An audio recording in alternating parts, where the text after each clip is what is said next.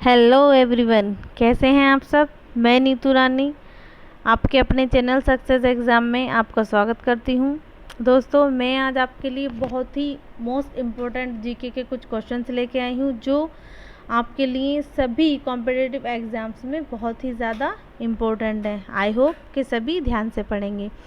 तो चलिए शुरू करते हैं। हमारा पहला क्वेश्चन है, महात्मा गांधी द्वारा स्थापित साबरमती आश्रम किस नगर के पास स्थित है। तो दोस्तों ये है गुजरात राज्य के अहमदाबाद ज़िले के पास। ठीक है।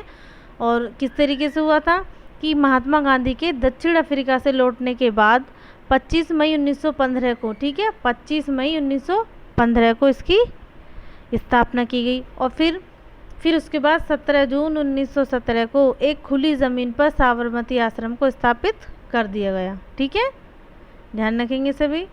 Question number 2। क्वेश्चन नंबर 2 है हमारा, मिशन गगनयान वर्ष 2022 में अंतरिक्ष में 3 अंतरिक्ष यात्री भेजे जाएंगे। ठीक है, यानी करंटली क्वेश्चन है, देखिए ज़रा 2022 के बारे में बात करी जा रही है। मिशन गगनयान वर्ष 2022 में अंतरिक्ष में 3 अंतरिक्ष यात्री भेजे जाएंगे। यह मिशन किसके द्वारा तैयार किया जा रहा है। दोस्तों ये किया जा रहा है हमारा भारत के द्वारा। किसके द्वारा? भारत के द्वारा। इस मिशन का एक उद्देश्य ये है कि क्या भारत भी अंतरिक्ष में अंतरिक्ष यात्रियों को भेज सकता है या नहीं, बिल्कुल जानना ज़रूरी है। बढ़ते हैं हम अपने अगले क्वेश्चन पर। Question number 3। क्वेश्चन नंबर 3 है हमारा, भारतीय मुसलमानों के लिए पृथक राज्य के लिए पाकिस्तान शब्द का प्रयोग किसने किया था। तो दोस्तों ये किया था हमारा चौधरी रहमत अली ने। चौधरी रहमत अली ने कब किया था? 28 जनवरी 1933 को। कब किया था? 28 जनवरी 1933 को। Question number 4। क्वेश्चन नंबर 4 है हमारा, भारत का नया 18वां रेलवे जोन 27 फरवरी 2019 को किसे बनाया गया। तो ये बनाया गया दक्षिण तटीय रेलवे को। ठीक है, दक्षिण तटीय रेलवे को। वर्तमान में रेलवे बोर्ड के जो सीईओ हैं वो हैं वीके त्रिपाठी, जिन्हें 1 जनवरी 2022 से नियुक्त किया गया। कौन है इसके CEO? V K Tripathi.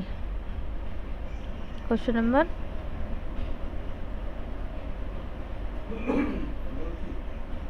5। Question number 5 हमारा, फिनिक्स आश्रम एवं टॉलस्टॉय फार्म का संबंध किस नेता से है। फिनिक्स आश्रम एवं टॉलस्टॉय फार्म का संबंध किस नेता से है। तो ये है हमारा महात्मा गांधी से।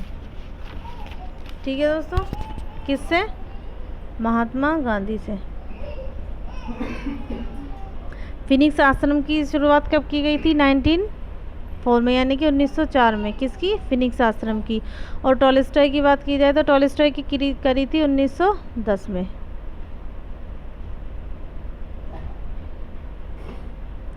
गुड।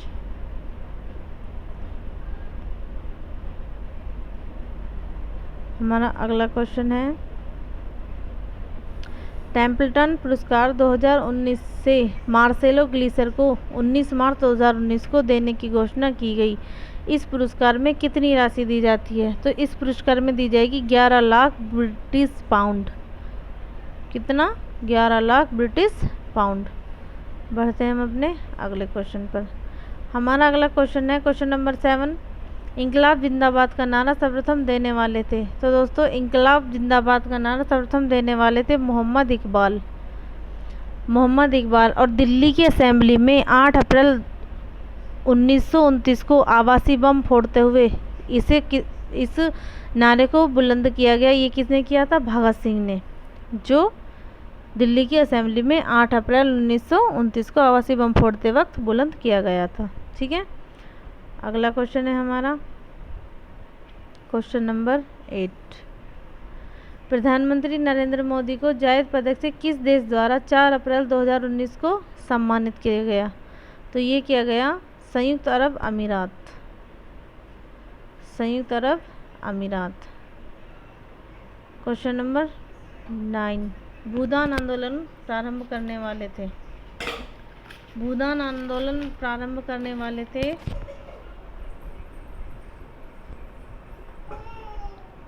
ये थे हमारे विनोबा भावे। यह एक स्वैच्छिक भूमि सुधार आंदोलन है जिसके बारे में ये बात करी जा रही है।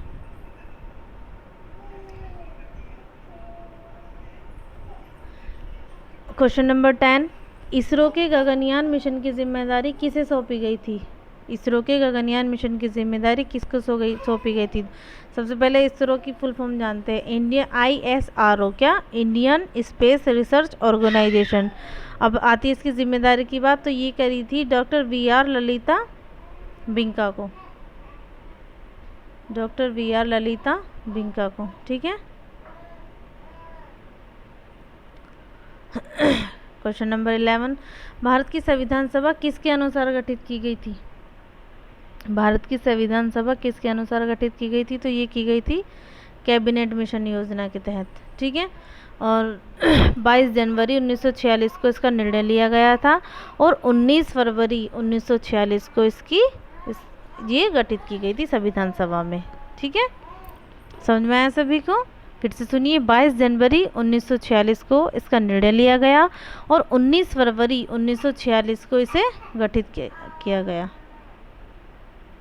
अगला क्वेश्चन, हमारा अगला क्वेश्चन है question number 12, council the challenges of the Modi Jaitley economy पुस्तक के लेखक कौन है?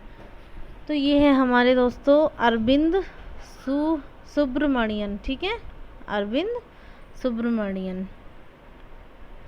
उन्होंने इस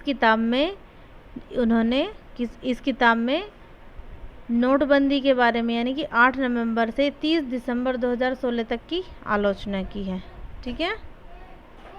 हमारा अगला question, question number 13, Australian open tennis प्रतियोगिता 2018 महिला एकल विजेता कौन रही हैं? तो ये रही हैं हमारी सिमोना हालेप। कौन रही हैं? सिमोना हालेप, जो एक टेनिस खिलाड़ी हैं, ठीक है, सिमोना हालेप।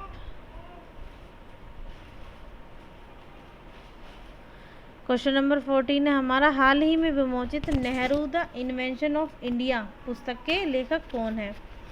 तो दोस्तों इस पुस्तक के लेखक हैं हमारे शशि थरूर। कौन है? ऑप्शन बी, शशि थरूर, ठीक है। क्वेश्चन नंबर 15, आगे बढ़ते हैं। वैशेषिक दर्शन के प्रतिपादक कौन थे? तो ये है हमारे महर्षि उलूक कणाद, महर्षि उलूक कणाद, ठीक है। क्वेश्चन नंबर 16, भारत का 18वां तटीय रेलवे जोन का मुख्यालय कहाँ है? तो ये है हमारा विशाखापट्टनम में। कहाँ है? विशाखापट्टनम में। क्वेश्चन नंबर 17, निम्नलिखित में से किसे सागर माता के नाम से जाना जाता है? देखिए सागर माता के बारे में बात करी थी तो ज़्यादातर लोग सभी जानते हैं कि सागर माता माउंट एवरेस्ट की बात करी जा रही है। और इसे सागर माता कौन लोग कहते हैं? नेपाल के लोग। जो नेपाल के लोग हैं, नेपाल में माउंट एवरेस्ट को सागर माता के नाम से जाना जाता है, ठीक है दोस्तों। बढ़ते हैं हम अपने अगले क्वेश्चन पर। हमारा अगला क्वेश्चन है क्वेश्चन नंबर 18, समग्र जल सूचकांक 2016-17 की रिपोर्ट 14 जून 2018 को जारी की गई। इस रिपोर्ट में 14 राज्यों में सर्वश्रेष्ठ समग्र जल प्रबंध वाला राज्य किसे घोषित किया गया? ठीक है समग्र जल सूचकांक 2016-17 की रिपोर्ट 14 जून 2018 को जारी की गई। इस रिपोर्ट में 14 राज्यों में सर्वश्रेष्ठ समग्र जल प्रबंध वाला राज्य किसे घोषित किया गया? तो दोस्तों ये किया गया था गुजरात को, ठीक है। किसे किया गया था? गुजरात को। क्वेश्चन नंबर 19, आगे बढ़ते हैं। न्यायालय परमादेश और रिट का प्रयोग किसके विरुद्ध कर सकता है? ध्यान से पढ़ेंगे। न्यायालय परमादेश रिट का प्रयोग किसके विरुद्ध कर सकता है? तो दोस्तों देखिए पढ़ते हैं। ऑप्शन ए है हमारा सरकारी पद पर आसीन व्यक्ति के विरुद्ध, निजी व्यक्ति के विरुद्ध, अधीनस्थ न्यायालय के विरुद्ध, या विकल्प ए और डी दोनों सही है। तो देखते हैं। सरकारी पद पर आसीन व्यक्ति के विरुद्ध, बिल्कुल सही बात है। निजी व्यक्ति के विरुद्ध नहीं कर सकता ये, ठीक है, ये हमारा ऑप्शन गलत हो जाता है। अधीनस्थ न्यायालय के विरुद्ध, बिल्कुल सही है। तो यानी कि विकल्प ऑप्शन डी, विकल्प ए एवं 3 दोनों सही है, यही हमारा राइट आंसर हो जाएगा, ठीक है। बढ़ते हैं हम अपने अगले क्वेश्चन पर।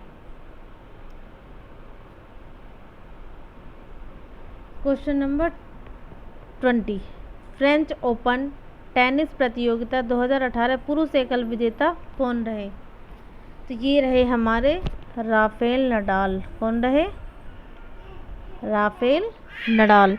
इनका जन्म कब हुआ दोस्तों? 3 जून 1986 को। 3 जून 1986 को कहाँ हुआ था? स्पेन में। ठीक, राफेल नडाल का जन्म हुआ था 3 जून 1986 को स्पेन में, ठीक है।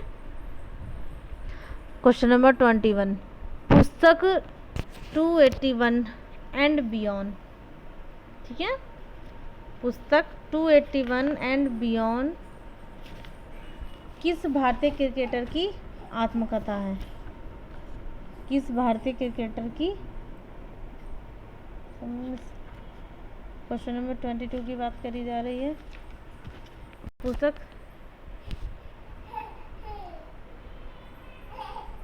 सॉरी 21 की बात करी जा रही है। पुस्तक 281 एंड बियॉन्ड किस भारतीय क्रिकेटर की आत्मकथा है? तो दोस्तों ये है हमारी वीवीएस लक्ष्मण की। किसकी? वीवीएस लक्ष्मण की, बिल्कुल। न्याय दर्शन के प्रतिपादक कौन थे? क्वेश्चन नंबर 22, न्याय दर्शन के प्रतिपादक कौन थे? तो ये है हमारा न्याय दर्शन के प्रतिपादक हैं हमारे गौतम ऋषि अक्षपाद जी। इसमें पूरा नाम लिखा हुआ नहीं है, गौतम पे क्लिक करेंगे हम, इस वैसे इनका पूरा नाम है गौतम ऋषि अक्षपाद, ठीक है। बढ़ते हैं हम अपने अगले क्वेश्चन पर। भारत का खाद्यान्न उत्पादन वर्ष 2018-19 का कितना रहने का अनुमान है? रिपोर्ट 28 फरवरी 2019 को जारी रिपोर्ट के अनुसार। तो इसका आंसर होगा हमारा दोस्तों 281.37 मिलियन टन, ठीक है। हिमालय का दूसरा सबसे ऊंचा पर्वत शिखर कंचनजंगा भारतीय किस राज्य में स्थित है? तो दोस्तों ये है हमारा सिक्किम में स्थित है। और सिक्किम के जो सीएम हैं वो हैं हमारे प्रेम सिंह तमांग, ठीक है, प्रेम सिंह तमांग, जिन्हें पीएस गोले के नाम से भी जाना जाता है। ध्यान रखेंगे, बिल्कुल बहुत इंपॉर्टेंट क्वेश्चन है। क्वेश्चन नंबर 25, बच्चों में किस विटामिन की कमी के कारण स्कूलों में प्रोजेक्ट धूप की शुरुआत 9 अप्रैल 2018 को की गई? तो देखिए धूप की बात करी जा रही है इसमें, तो बिल्कुल आपको आंसर देखते ही पता चल गया होगा कि इसमें विटामिन, अगर धूप की बात करी जा रही है तो विटामिन डी की बात हो रही है। इसका आंसर हो जाएगा विटामिन डी। जैसे कि घर बच्चे हों या बड़े हों, घर से स्कूल, स्कूल से ऑफिस, सॉरी बच्चों का घर से स्कूल, स्कूल से घर, बड़ों का अपना घर, उनकी ड्यूटीज़ जो वो जिनकी जैसी जैसी रिस्पॉन्सिबिलिटीज़ हैं, इसके चलते कुछ लोगों को बिल्कुल भी जो विटामिन डी है, जो धूप है, वो बिल्कुल नहीं मिल पाती और विटामिन डी की कमी का शिकार हो जाते हैं। तो जिसके लिए इसकी शुरुआत स्कूलों में प्रोजेक्ट धूप की शुरुआत 9 अप्रैल 2018 को की गई है, ठीक है, विटामिन डी की। क्वेश्चन नंबर 26, कौन से संविधान संशोधन द्वारा संपत्ति के अधिकार, ठीक है, कौन से संविधान संशोधन के द्वारा संपत्ति के अधिकार को मूल अधिकार के स्थान पर विविध अधिकार बना दिया गया? तो ये है हमारा 44वां संविधान संशोधन, ठीक है, 44वां संविधान संशोधन। क्वेश्चन नंबर 27, फिल्म फेयर व जी सिने पुरस्कार 2019 का वितरण 23 मार्च 2019 को मुंबई में किया गया। सही सुमेलित कीजिए। चलिए देखते हैं इसे। सबसे फिल्म राजी, बिल्कुल सही है। अभिनेता रणबीर कपूर, बिल्कुल सही है। अभिनेत्री आलिया भट्ट, बिल्कुल सही है। ऑप्शन डी उपयुक्त, जी हाँ, यानी कि हमारा ऑप्शन डी बिल्कुल करेक्ट हो जाएगा क्योंकि इसके बाकी आंसर बिल्कुल ठीक है, ठीक है। क्वेश्चन नंबर 28, विश्व इतिहास की झलक पुस्तक के लेखक हैं। विश्व इतिहास पुस्तक की झलक के जो लेखक हैं ये हैं हमारे पंडित जवाहरलाल नेहरू, जिन्होंने इसका इंग्लिश में इसको लिखा था, और इसका जो हिंदी अनुवाद किया था वो किया था चंद्रगुप्त वार्ष्णेय के द्वारा। किसके द्वारा? चंद्रगुप्त वार्ष्णेय के द्वारा। और इसके पहले भाग में, इस बुक के जो पहला भाग है, ये कई भागों में डिवाइड है, कई भागों में डिवाइड है। इसका जो पहला भाग है उसमें 616 पेज हैं। ठीक है, कितने पेज हैं? 616 पेज हैं। क्वेश्चन नंबर 29, सर्वश्रेष्ठ विजडन क्रिकेटर 2018 के लिए 2019 में किसे सम्मानित किया गया है? तो दोस्तों ये किया गया है हमारा विराट कोहली को। किसे किया गया है? विराट कोहली को। क्वेश्चन नंबर 30, 1878 यानी कि 1878 ईस्वी के वर्नाक्यूलर प्रेस एक्ट को समाप्त किया गया था। तो ये किसके द्वारा किया गया था? ये किया गया था हमारा लॉर्ड रिपन के द्वारा। किसके द्वारा? लॉर्ड रिपन के द्वारा। वर्नाकुलर प्रेस अधिनियम 1881 में लिटन के उत्तराधिकारी, कहाँ के? लिटन के। ठीक है, लिटन के उत्तराधिकारी लॉर्ड रिपन द्वारा निरस्त कर दिया गया।